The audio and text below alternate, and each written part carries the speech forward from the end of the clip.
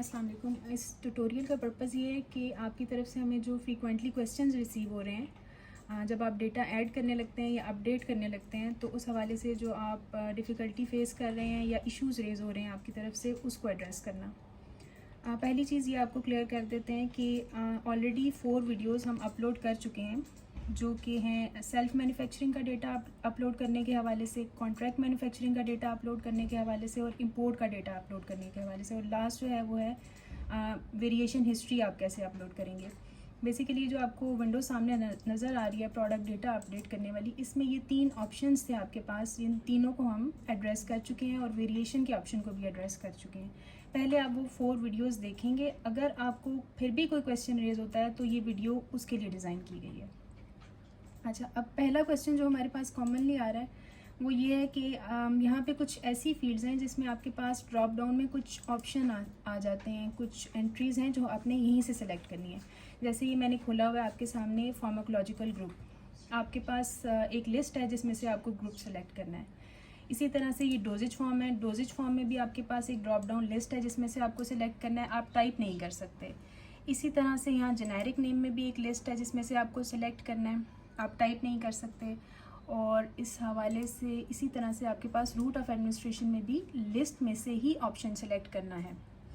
अब इस केस में ऐसा होता है कि अगर आपकी जो डिज़ायर्ड प्रोडक्ट है जो आप एंट्री करना चाह रहे हैं, फॉर एग्जांपल वो फार्माकोलॉजिकल ग्रुप आपको इस लिस्ट में नहीं मिलता, या फिर डोजेज फॉर्म नहीं मिलती, या फिर रूट ऑफ एडमिनिस्ट्रेशन नहीं मिलता, या फिर आपका रेलिवेंट जेनेरिक आपको यहाँ पर अवेलेबल नहीं मिलता, तो आप क्या करेंगे। एक नंबर, कॉन्टैक्ट नंबर प्रोवाइड किया गया था 6 अगस्त को जो नोटिफिकेशन इशू हुआ था, उसमें जो मेमोरेंडम इशू हुआ है, आप उस कॉन्टैक्ट नंबर पे व्हाट्सएप नोट सेंड करेंगे और उसमें अपनी फर्म का नाम मेंशन करेंगे, अपनी क्वेरी रेज करेंगे, और हमारी कोशिश होगी कि विद इन 24 आवर्स आपको उसका रिस्पांस किया जाए। रिस्पांस इस सूरत में होगा, या तो ये फार्माकोलॉजिकल ग्रुप के नीचे जो लिस्ट है इसको अपडेट कर दिया जाएगा और इसमें वो ऐड कर दिया जाएगा ग्रुप, या फिर ये है कि आपको रिस्पांस कर दिया जाएगा कि आप किस तरह से इसको टैकल कर सकते हैं। नेक्स्ट जो है हमारे पास रेज हो रही क्वेरी, वो इस हवाले से है कि ये जो पैक साइजेज़ हैं यहाँ पे जो आप ऐड करते हैं, आपको ये बताया गया था जो पिछली वीडियोज़ हैं कि अगर एक प्रोडक्ट के आपके पास एक से ज़्यादा पैक्स अप्रूव्ड हैं, चाहे वो आपकी इनिशियल रजिस्ट्रेशन लेटर पे मेंशन है या आपकी पीआरवी अप्रूवल पे मेंशन है, आपने हर एक पैक के लिए सेपरेट फील्ड यूज़ करनी है। फॉर एग्जांपल एक प्रोडक्ट के आपके पास 2 पैक्स हैं, 10 की पैकिंग भी है और 20 की भी, तो 1x10' आपने एक फील्ड में लिखा, उसके बाद आपने ऐड मोर किया और दूसरा पैक साइज आप विदाउट स्पेसिंग 2x10' दूसरी फील्ड में ऐड करेंगे। ये करना इसलिए ज़रूरी है क्योंकि एक पैक के अगेंस्ट आपको एक GTIN असाइन होता है और दूसरे पैक के अगेंस्ट सेपरेट GTIN असाइन होगा। इन केस आप एक ही फील्ड के अंदर यहाँ कॉमा लगा के या कोई और एंट्री करके दूसरा पैक साइज ऐड करेंगे तो आप उसका GTIN अपडेट नहीं कर सकेंगे। दूसरी चीज़ इसमें ये याद रखनी है कि पैक साइज ऐड करने के बाद उसकी प्राइसिंग टाइप सेलेक्ट करनी है, एसेंशियल नॉन एसेंशियल वाली। उसके बाद उसकी ड्रॉप डाउन में 2 ऑप्शंस हैं, फिजिशियन सैंपल या commercial pack. Commercial pack add करेंगे, उसके बाद उसकी पैक प्रेजेंटेशन। अच्छा, पैक प्रेजेंटेशन की ये नई फील्ड इन्होंने ऐड की है और इसका पर्पज़ ये है कि एक तो ऊपर कंटेनर क्लोजर यहाँ पे आपने मेंशन किया था, फॉर एग्जांपल कोई टैबलेट थी तो एलो ब्लिस्टर था, वही पैक प्रेजेंटेशन आपने यहाँ पे मेंशन करनी है। दोनों में डिफरेंस नहीं होना चाहिए, जैसे वहाँ एलो था यहाँ पे भी एलो ब्लिस्टर मैंने सेलेक्ट कर दिया। इन केस आपके पास ड्रॉप डाउन में वो ऑप्शन अपीयर नहीं होती, सेम वही बात है कि आपने क्वेरी रेज करनी है कॉन्टैक्ट नंबर पे और अपनी कंपनी के नाम के साथ, और विद इन 24 आवर्स आपको वो ऑप्शन इसमें नज़र आने लग जाएगी। इसके अलावा ये कि फिर उसके बाद आपने सेलेक्ट करना है कि मार्केटेड पैक है या नॉन मार्केटेड पैक है। अगर मार्केटेड पैक होगा तो GTIN उसका कंपल्सरी आपने ऐड करना है। इन केस आपका फिजिशियन सैंपल है तो फिजिशियन सैंपल सेलेक्ट करेंगे, उसके आगे उसकी पैक प्रेजेंटेशन सेलेक्ट करेंगे, और फिजिशियन सैंपल का आमतौर पे पैक साइज़ जो होता है वो भी डिफरेंट होता है, वो भी प्रेजेंटेशन की फॉर्म में आप पहले मेंशन करेंगे। मार्केटेड है नॉन मार्केटेड है सेम आपने मेंशन करना है और इसको एक सेपरेट GTIN नंबर के साथ लिंक कर दिया जाएगा। पैक साइज़ के हवाले से एक और चीज़ आपको ये बता दूं कि आपको लास्ट कुछ वीडियोस में इन्फॉर्म किया गया था कि पिछले 5 साल का डेटा, यानी जुलाई 2021 से लेके अगस्त 2026 तक का फार्मास्यूटिकल प्रोडक्ट्स का, ह्यूमन प्रोडक्ट्स का डेटा वेबसाइट पे ऑलरेडी वैलिडेट किया जा चुका है। लेकिन इसमें एक कन्फ्यूजन या एक आप कह लें कि करेक्शन की ज़रूरत है।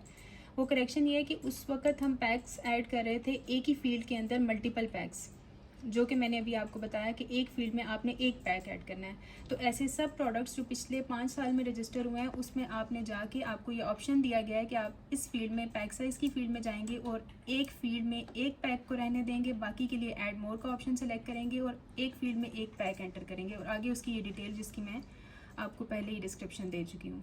ये करना इसलिए ज़रूरी है क्योंकि आपका हर एक पैक एक सेपरेट GTIN के साथ लिंक्ड है। अगर आप ऐसा नहीं करेंगे तो मार्केटिंग में आपको इश्यूज़ फेस करने पड़ेंगे।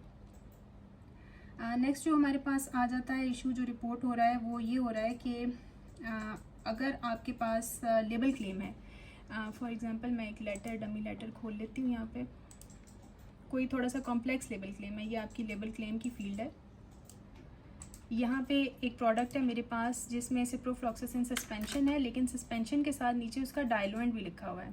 तो मैं क्या करूँगी कि यहाँ पे मैं इसको कॉपी कर लेती हूँ पहले।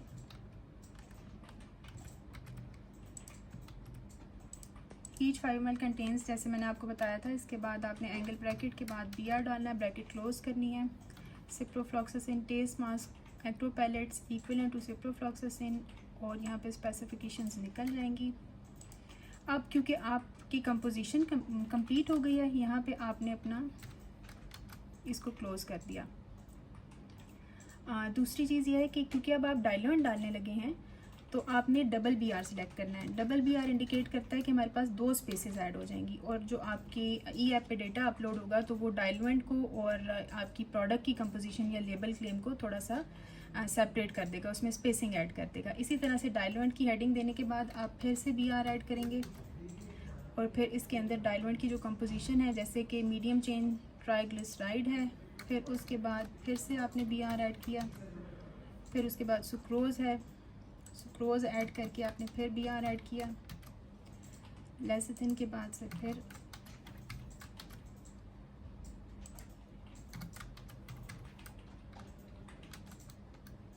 और एंड पे फ्लेवर के बाद ये आपकी स्पेसिफिकेशंस क्योंकि ऊपर होती हैं तो ये यहाँ से निकलेंगे। बल्कि इस केस में क्योंकि ऊपर जो फील्ड है उसमें आपकी प्रोडक्ट की स्पेसिफिकेशंस थी जो कि USP हैं, वो यहाँ पे आपने प्रोडक्ट स्पेसिफिकेशंस में सेलेक्ट कर लेनी है। और जो डायलुएंट की स्पेसिफिकेशन है वो क्योंकि ऊपर मेंशन नहीं होगी तो इसलिए वो आपको यहाँ पर मेंशन करनी है BR देने के बाद।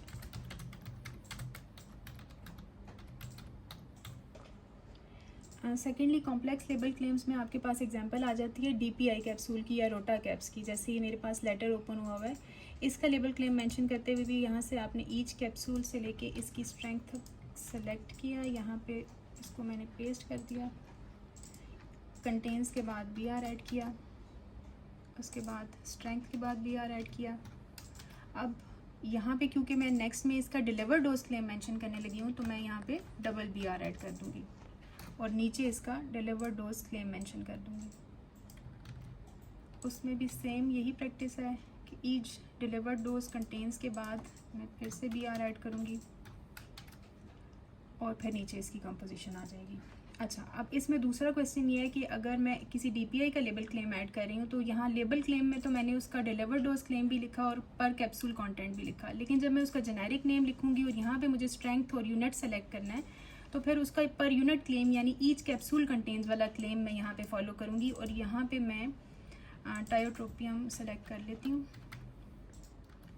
फिर उसका ऑपरेटर इक्वल आ जाएगा, स्ट्रेंथ उसकी आ जाएगी 18, यानी उसमें आपने पर कैप्सूल वाला लेवल क्लेम यूज़ करना है और यहाँ से आपके पास MCG आ जाएगा। ठीक है, इसमें आपने डिलीवर्ड डोज वाला क्लेम फिर नहीं लिखना दोबारा नीचे।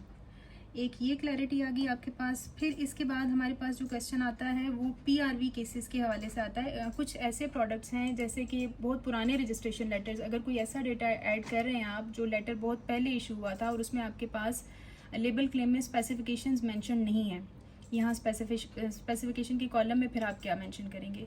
इसके लिए आप ये करेंगे कि जिस स्पेसिफिकेशंस पे आप करंटली अपना प्रोडक्ट मार्केट कर रहे हैं वो यहाँ से सिलेक्ट करके, फॉर एग्जांपल USP मैंने सिलेक्ट किया और इसको मैंने लास्ट में अपडेट कर दिया नेक्स्ट करके।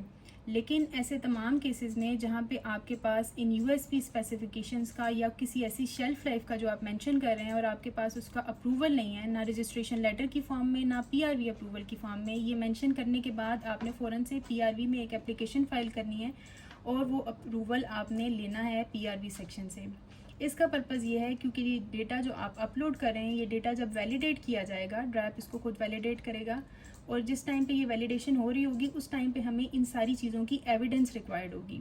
इन केस अगर आपके पास एविडेंस नहीं होगी तो आपका प्रोडक्ट वहीं पे रोक दिया जाएगा। इसलिए आपको शेल्फ लाइफ स्पेसिफिकेशंस या कोई ऐसा पैक जो आप ऐड करें, कोई भी ऐसी डिटेल जो आप ऐड करें करंट प्रैक्टिस के मुताबिक और आपके पास अप्रूवल नहीं है, वो अप्रूवल आपको सिक्योर करना है। लास्ट इसमें यह है कि जितने भी वेटनरी प्रोडक्ट्स हैं उनका कोई भी डेटा अभी तक वेबसाइट पे वैलिडेट नहीं किया गया, ना पिछले 5 साल का ना उससे पहले का। इसलिए वेटनरी रजिस्ट्रेशन होल्डर्स को अपने सारे प्रोडक्ट्स का डेटा ऐड करना है और ये सारी इन्फॉर्मेशन जो उनको दी गई है ह्यूमन प्रोडक्ट्स के केस में, ये वेट में भी फॉलो की जाएगी।